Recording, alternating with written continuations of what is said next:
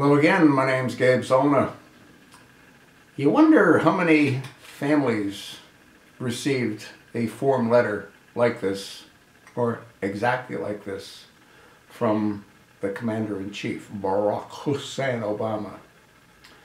This was addressed to the father of a son that lost his life in Afghanistan.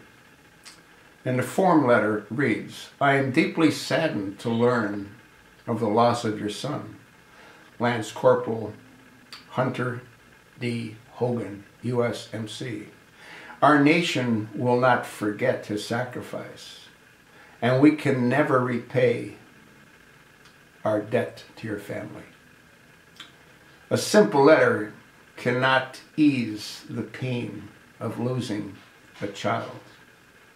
And I hope you take solace in knowing that his brave service exceeded all measures of selfishness and devotion to this country.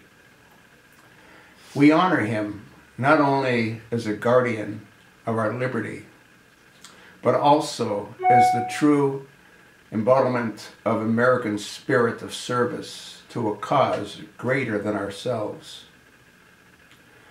Michelle and I offer our heartfelt sympathy and pray that God's grace gives you comfort as you grieve. In life, your son was a shining example of all that is best in our land. In rest, may he find the peace we all seek. Now, the father, what he did was he took that letter and he wrote in his own hand the following: "I wonder how many of these get returned to you, Mr. Barack Hussein Obama. I am deeply saddened that you are the President of the United States. You, sir, are an embarrassment to the Oval Office. My son, as well as most Marines I know, despise you and your lack of representation for our military. Your ridiculous rules of engagement have caused a massive amount of casualties on your watch in Afghanistan. While we watch your media pander to your administration and clearly sweep things under the rug for you, I fully understand Marines die. You have tied their hands and feet. I am thankful I did not serve under a Commander-in-Chief such as you. I am sickened that my son had to. I wonder, I doubt that you will ever see this. I hope you do, though." Signed, Steve Logan.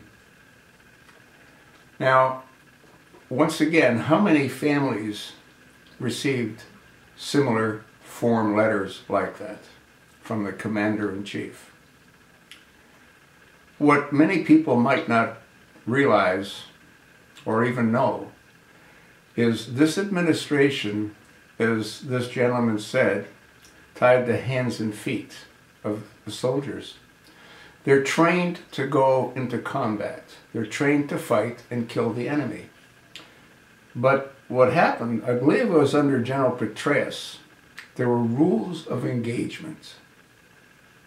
You couldn't fire at someone unless they fired at you, not once, but twice. Marines have been sent to prison for shooting someone that they thought was the enemy. Why did they think they were the enemy? Because they were in a field of battle. That's why. I remember one in particular, I think I did a video on him. He's serving 20 years because he ordered the troops under his command that he just took command of, because his commanding officer was killed, and they shot 2 men on motorcycles. And for that, since he made the order to shoot, he got 20 years in Leavenworth. How insane is it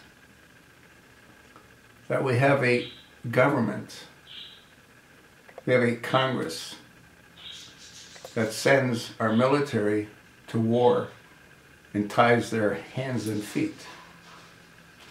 So they end up getting slaughtered. This is completely insane.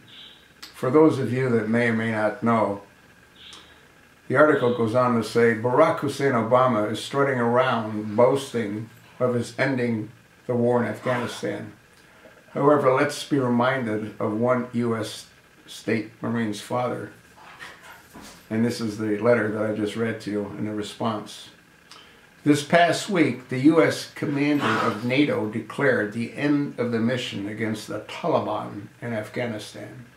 Obama followed up with a statement declaring, quote, "Our combat mission in Afghanistan is ending, and the longest war in American history is coming to a responsible conclusion," end of quote. Which is really interesting because the Taliban don't seem to concur with that thought process. No.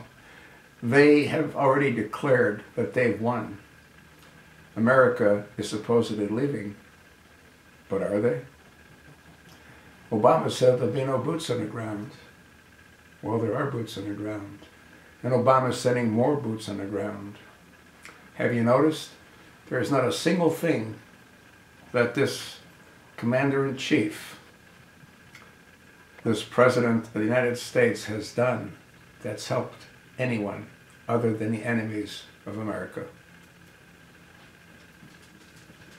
Can you imagine getting one of these form letters, knowing that your son or daughter died needlessly, for no purpose, none, zero?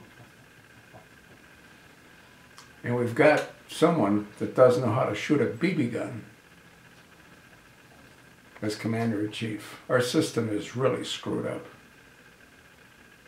But hey, it is what it is.